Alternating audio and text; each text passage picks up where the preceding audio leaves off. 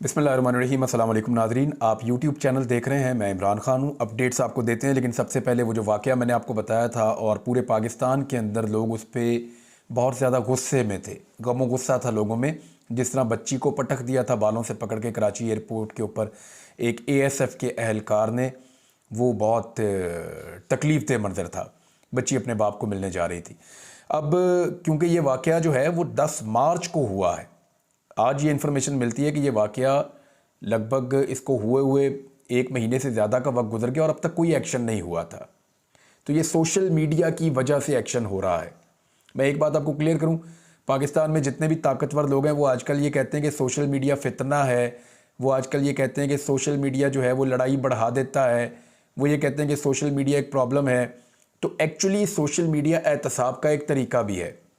यानी आप ये देखें ना कि ASF ने कोई एक्शन नहीं लिया गुज़िश्ता 1 महीने से ज़्यादा गुजरने के बावजूद, लेकिन जैसे ही सोशल मीडिया के ऊपर ये मामला आया, लोगों का रद्द-ए-अमल आया, लोगों ने इसके ऊपर रिएक्शन दिया, तो फिर अब एक्शन हो रहा है।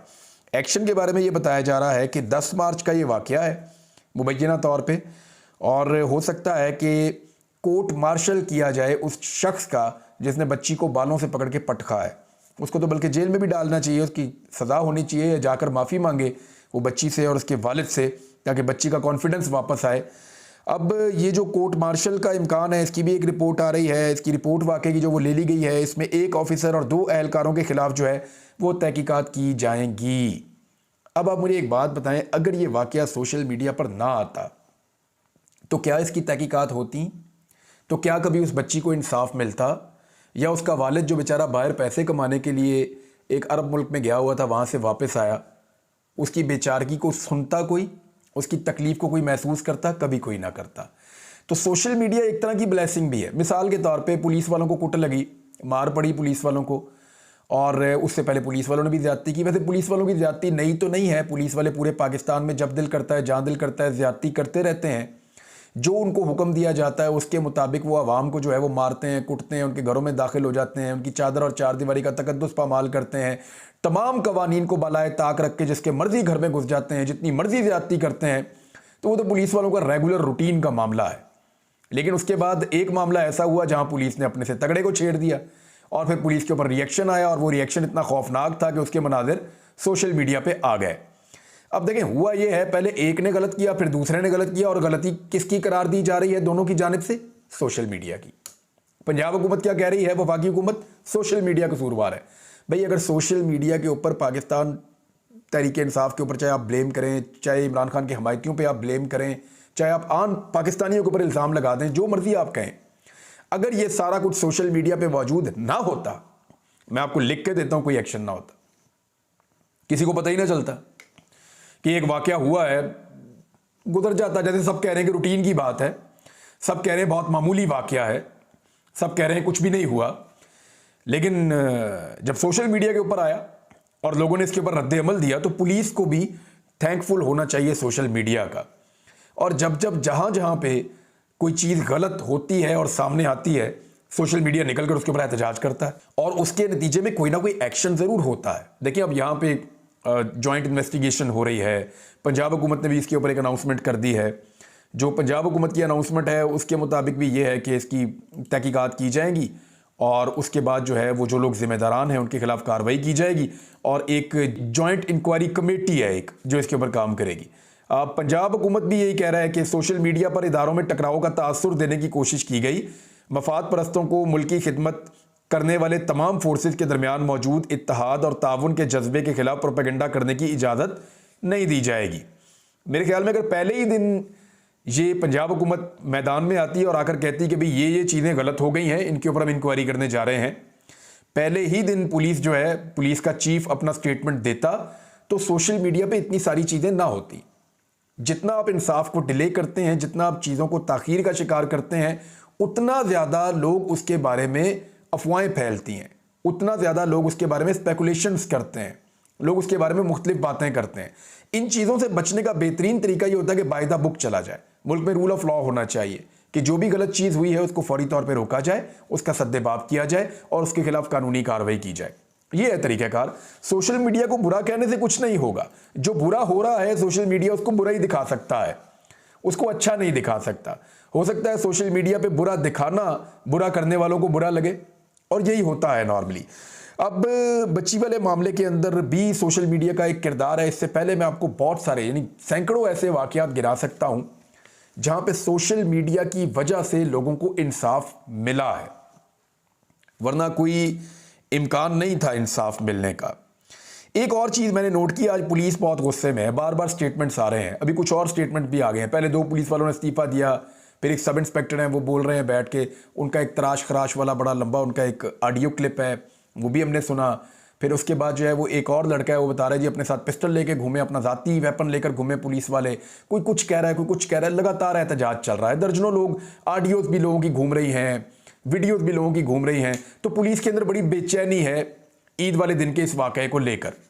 लेकिन मेरे दिमाग में एक सवाल है कि जब आम पाकिस्तानी को मार पड़ती है तब पुलिस वाले बेचैन क्यों नहीं होते?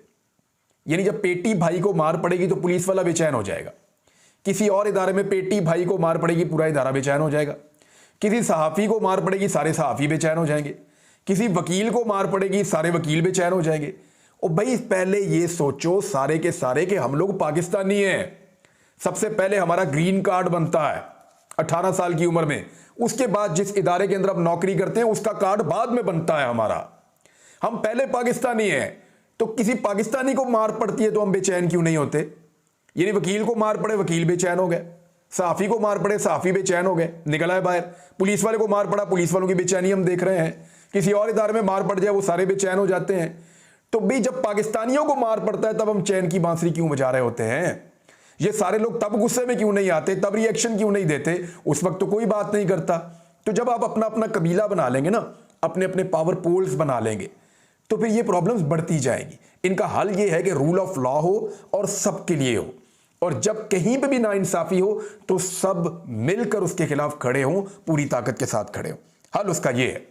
पशीन में पाकिस्तान तहरीक इंसाफ ने अपना पहला जलसा किया अपने इत्तेहादियों के साथ मिलकर। ये ग्रैंड अपोजिशन अलायंस है और इसको उन्होंने आइन को बचाने का एक जो है वो एक तहरीक शुरू की है, आइन के तहफ़्फ़ुज़ की एक तहरीक है जिसको शुरू किया गया है।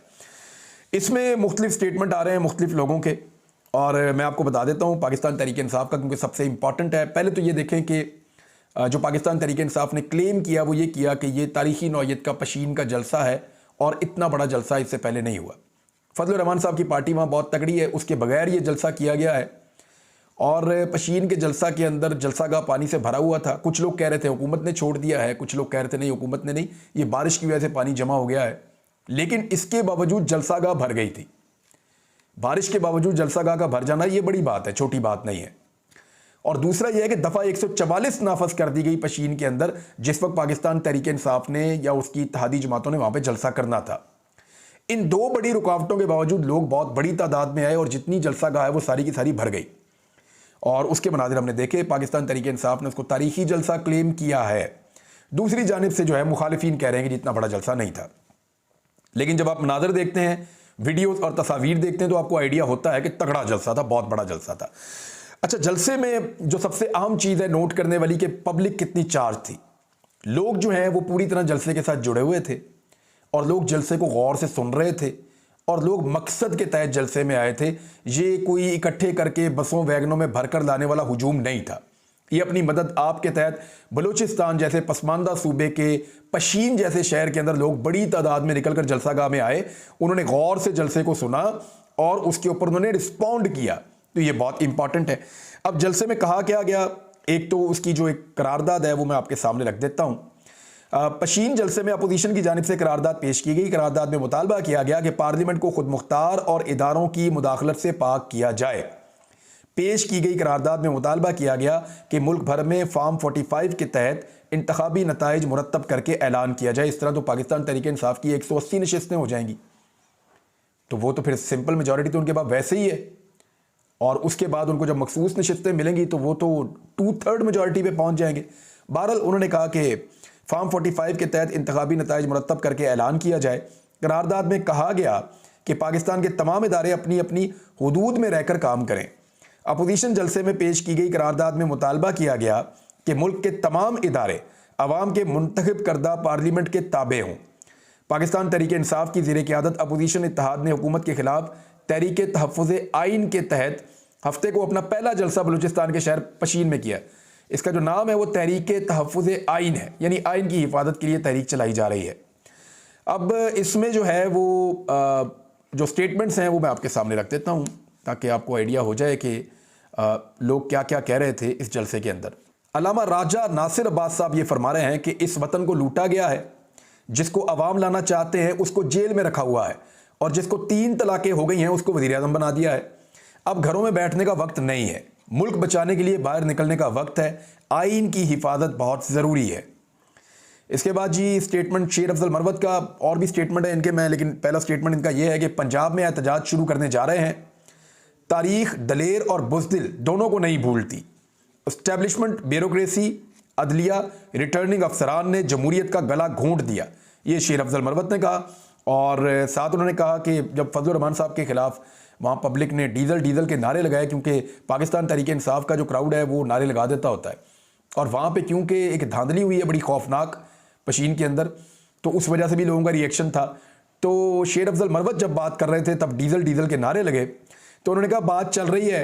शेर अफजल मरवत ने पशीन जलसे में शुरका को डीजल के नारे लगाने से रोक दिया, यानी फजलुर रहमान साहब से बात चल रही है, वो भी एहतजाज करने जा रहे हैं। फजलुर रहमान साहब ऐसे विकेट के दोनों तरफ खेल रहे हैं अभी फ़िलहाल, वो एंटी एस्टेब्लिशमेंट स्टेटमेंट दे के पब्लिक की हमायत भी अपने साथ रखना चाहते हैं। उनको ये पता चल गया है कि इस वक्त एंटी एस्टेब्लिशमेंट बयानिया जो है उसके ज़रिए से पब्लिक की हमायत आती है, तो पब्लिक की हमायत लेने के लिए वो एंटी एस्टेब्लिशमेंट बयानिया भी अपना रहे हैं, और हुकूमत के खिलाफ अमली तौर पर मैदान में ना आकर वो हुकूमत को सपोर्ट भी कर रहे हैं। उसके बदले में हुकूमत उन्हें क्या दे रही है, ये सौदा अभी बाहर नहीं आया, वो पता चल जाएगा आने वाले दिनों में कि उसमें फजलुर रहमान साहब को क्या मिल रहा है। अच्छा जी, शेर अफजल मरवत ने कहा कि इस मुल्क पर एक जाबराना हुकूमत कायम है। इमरान खान गुज़िश्ता 8 माह से नाजायज़ मुकदमात में जेल में बंद हैं। इमरान खान और उनकी अहलिया की किरदारकुशी की गई है। और महमूद खान चकज़ई ने जो खिताब किया वो सबसे सख्त था आज के दिन में, लेकिन पहले आप देख लें कि जो खिताब किया उमर अयूब साहब ने, उन्होंने कहा कि अगर फार्म 45 की हुकूमत बनती तो मरकज़ में पाकिस्तान तहरीक इंसाफ की हुकूमत बनती, ये उमर अयूब ने कहा। और पशीन में अपोजिशन का तहरीक इंसाफ का जो जलसा हुआ और अपोजिशन का जलसा हुआ, उसमें उन्होंने ये कहा कि ये 6 जमाती इत्तेहाद है, अभी तक मैं आपको बता दूं। और उमर अयूब ने अपने खिताब में कहा कि हुकूमत बलूचिस्तान ने जलसा नाकाम करने के लिए जगह जगह नाके लगाए, कारकुनों और पार्टी के झंडों को नहीं छोड़ा गया। उन्होंने कहा कि अगर फार्म 45 की हुकूमत बनती तो मरकज़ में तहरीक इंसाफ की हुकूमत बनती। उनका कहना था हमारे कायदीन और कारकुनों को बिला जवाज़ गिरफ्तार किया गया। बलूचिस्तान तरक्की करेगा तो पाकिस्तान तरक्की करेगा। हम आइन और कानून के तहफ़्फ़ुज़ के लिए निकले हैं। ये लोग फार्म 47 की बैसाखियों पर खड़े हैं। अवाम का समंदर आपको बहा कर ले जाएगा, आप रेत की हुकूमत के ऊपर खड़े हैं। बहुत उन्होंने इस तरह का स्टेटमेंट दिया। और आप अवाम के सामने नहीं खड़े हो सकते, रातों रात आपने नताइज तब्दील किए। अगर नताइज सही होते तो मरकज़ में पाकिस्तान तहरीक इंसाफ की हुकूमत होती। हम आइन की पासदारी चाहते हैं, आइन की पासदारी होगी तो हमारे कायदीन बाहर होंगे। जलसे से उमर अयूब के अलावा बाकी लोगों ने भी खिताब किया। अब एक और जो है वो मैं स्टेटमेंट आपको बताता हूँ, जो चकज़ई साहब का स्टेटमेंट है। उन्होंने कहा आइन मुल्क को जोड़ने का जरिया है। इमरान खान कल जो भी था मगर आज पार्लियामेंट का मजबूत तरीन उम्मीदवार है। अवाम की ताकत से जाली असम्बलियों को गिरा देंगे। अगर एक डिक्टेटर बेनज़ीर के खिलाफ हज़ारों केसेस माफ़ कर सकता है तो फिर यह असम्बली की जिम्मेदारी है कि इमरान खान के तमाम मुकदमात ख़त्म करें। वैसे भी मुकदमे झूठे हैं। जो हाथ हमारी माओ बहनों बच्चों की तरफ बढ़ेंगे वो हम काट देंगे, ये महमूद खान चकज़ई ने कहा। महमूद खान चकज़ई ने और बड़े सख्त स्टेटमेंट दिए पाकिस्तान की इस्टेब्लिशमेंट के खिलाफ। तो ये जनाब पहला जलसा था, इसमें जो कायदीन है उनका मूड और जो पब्लिक है उसका मूड आपने देख लिया। जो फैसला कुन मामला है ना, वो कराची वाला जलसा तय करेगा जब कराची में जाएंगी ये 6 जमातें मिलकर। एक तो फैसला कुन चीज़ वहाँ पे होगी, और दूसरा जो सबसे इंपॉर्टेंट काम होगा जब पंजाब के अंदर ये वेव दाखिल होगी कि इनको मुल्तान में क्या रिस्पॉन्स मिलता है, फैसलाबाद में क्या होता है, रावलपिंडी में क्या होता है, गुजरावाला में क्या होता है, और स्पेशली जब ये लाहौर में नारे पाकिस्तान पे जलसा करेंगे तो किस तरह का पब्लिक रिस्पॉन्ड करती है। देखिए पब्लिक तो रिस्पॉन्ड कर सकती है, लेकिन देखना ये है कि जो हथकंडे पिछले 2 साल से सियासी जमातों को दबाने के लिए इस्तेमाल किए जा रहे हैं, खुसूसन पाकिस्तान तहरीक इंसाफ को, वो हथकंडे किस लेवल पे इस्तेमाल करती है पंजाब की मरियम नवाज की हुकूमत। एक छोटा सा स्टेटमेंट आपको मैं बताता हूँ, फिर मैं आपको अगले वीलॉग के अंदर बताऊंगा कि एक्चुअली पाकिस्तान में इकॉनमी के साथ अब क्या हो रहा है, और कुछ नए शवाहिद आए हैं इंटरनेशनली। मैं को पाकिस्तान की रिपोर्ट नहीं दे रहा, पाकिस्तानी इदारों की बात नहीं कर रहा। पाकिस्तानी इदारे भी लिखे तो बड़ी बात है, वो भी लिखते रहते हैं, लेकिन बैनुल-अक़वामी सतह पे जो रिसर्च हुई पाकिस्तान के बारे में वो आपके साथ शेयर करूंगा। लेकिन पहले आप ये देखें कि शहबाज शरीफ साहब ने एक बहुत बड़ा एतराफ़ कर लिया है। महंगाई इतनी है कि समझ नहीं आता कि मुंह छुपाकर कहां जाऊं।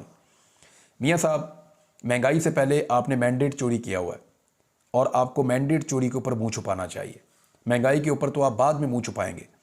जो 16 महीने की आपकी हुकूमत ने आवाम की कमर तोड़ी है, उस पर तो आपको उसी वक्त मुंह छुपा के इलेक्शन में नहीं जाना चाहिए था। महंगाई तो आपने असल में 40% से ऊपर तब कर दी थी जब आप 16 माह हुकूमत में आए थे, तबाही फेर दी थी आपने। उसके बाद तो आपको मुंह छुपा के घर में बैठ जाना चाहिए था, जो अब आप कह रहे हैं। तो it's not a bad idea, अभी भी आप मुंह छुपा के ये कह दें कि, और शर्मा के ये कह दें कि एक्चुअली ये हुकूमत मेरी नहीं है, जिनकी हुकूमत है उनके हवाले कर दें। अब तक के लिए इतने, अपना ख्याल रखिएगा, अपने इस चैनल का भी। अल्लाह हाफ़िज़।